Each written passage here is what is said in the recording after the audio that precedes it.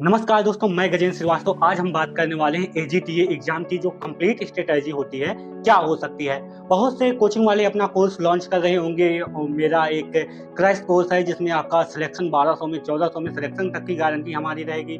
हमारा test series बढ़िया होगा।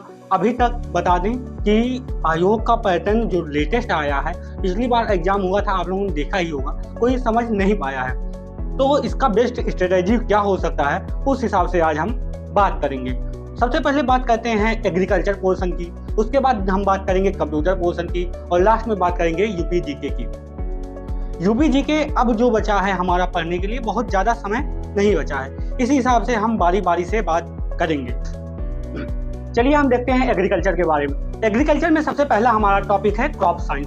क्रॉप साइंस में फसल विज्ञान के बारे में देखेंगे। फसलों से रिलेटेड जो कल्चर क्रियाएं होती है, उसी में हमारा इरिगेशन आएगा, उसी में हमारा वील्ड साइंस आएगा, उसी में फसलों की वैरायटियाँ आएंगी, उसी में फसलों के जो बोने का तरीका होता है, क्रॉपिंग स्कीम होते हैं और क्रॉपिंग पैटर्न होते हैं, सभी चीज़ें ये फसल विज्ञान में आते हैं। इसमें आप क्या कर सकते हैं, जो हमारे PYQs हैं उसको सबसे पहले एनालाइज करिए और जो मेन है उसको देखिए, और जो बार बार क्वेश्चन पूछा आ रहा है उसको पैटर्न को देखते हुए उससे रिलेटेड जितने भी क्वेश्चन बन सकते हैं उसको देखिए। उसके लिए आप बहुत ज़्यादा क्या कर सकते हैं, जो मार्केट में ऑथेंटिक बुक्स हैं उसको देख सकते हैं। नहीं तो सबसे बढ़िया एग्जाम्पल जो चलता है आजकल, नाम के तौर पे आप परीक्षावाड़ी और यूथ पब्लिकेशन, साथ में ही घटना चक्र की बुक्स आप ले सकते हैं, जिसमें PYQ आप देख सकते हैं एग्रीकल्चर यूपी SSC से रिलेटेड, प्लस और जो एग्जाम एग्रीकल्चर के होते हैं उनका।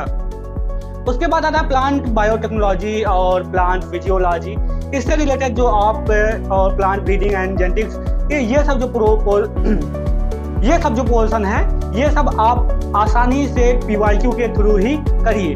नए डेटा पे मत जाइए क्योंकि आपके पास उतना समय अभी नहीं बचा है। तो और इसके बाद आते हैं सॉइल साइंस। सॉइल साइंस में आपका ये जो 15 नंबर का क्वेश्चन है, ये बहुत डीप में जा सकता है, इसलिए इसको आप अच्छे से पढ़िए। सॉइल साइंस को, जो सॉइल साइंस से रिलेटेड स्कीम्स हैं, ये बहुत ही जान लीजिए कि ये बहुत ही नंबर को इंक्रीज करने वाला टॉपिक आपका हो सकता है, अच्छा नंबर दिला सकता है, इसलिए इस पर थोड़ा ध्यान दीजिएगा।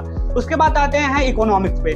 जो इकोनॉमिक्स का पोर्शन है, आप इसको बहुत आसानी से कवर नहीं कर सकते क्योंकि इसमें कहाँ से क्वेश्चन पूछेगा, कहाँ से ग्रैब करेगा, ये आप नहीं जानते। लेकिन हाँ, इसमें कुछ पोर्शन है जो MSP है, स्कीम्स हैं और जो लेटेस्ट स्कीम है, यहाँ पर आप थोड़ा सा ध्यान दे सकते हैं। इसके बाद एक्सटेंशन का आता है जिसमें से 5 नंबर का क्वेश्चन होता है। इसका बहुत बड़ा सिलेबस नहीं है, इसको आप PYQ के थ्रू और जो आपके पास बुक्स हैं उनके थ्रू कवर कर सकते हैं।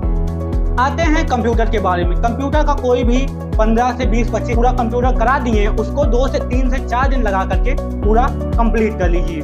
और सब लास्ट में आते हैं कि जो हमारा बचता है यूपी जीके, जो बहुत सारे यूट्यूब पे फ्री वीडियोज पढ़े, उनके चक्कर में भी आप ना पढ़िए। सीधे उठाइए आप परीक्षावाड़ी की बुक, एक पतली सी आती है, उसको ले सकते हैं, जिसमें कंप्लीट यूपी जीके है। उसमें भी आपको पूरा नहीं पढ़ना है, साफ बता दें।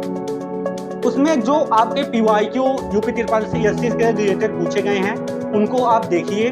और PYQ मैं क्यों बोल रहा हूँ, PYQ से रिलेटेड आपको टेलीग्राम पे भी आप डायरेक्ट सर्च करेंगे, बहुत से PDF मिल जाते हैं आसानी से, उनको 2 दिन में एनालाइज करिए और उसी पैटर्न में पढ़ाई करिए। आप जितना ज़्यादा एनालाइज करेंगे उतनी ही ज़्यादा पैटर्न को खुद समझेंगे, ना कि किसी के द्वारा आपको समझा दिया जाए और आप एक ही बार में समझ जाएंगे।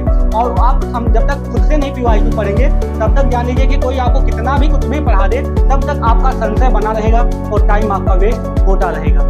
इसलिए आप इस पैटर्न को फॉलो कर सकते हैं और भी डीप में इस स्ट्रेटजी को जानने के लिए इस चैनल को सब्सक्राइब करें। मिलते हैं आपको नेक्स्ट वीडियो।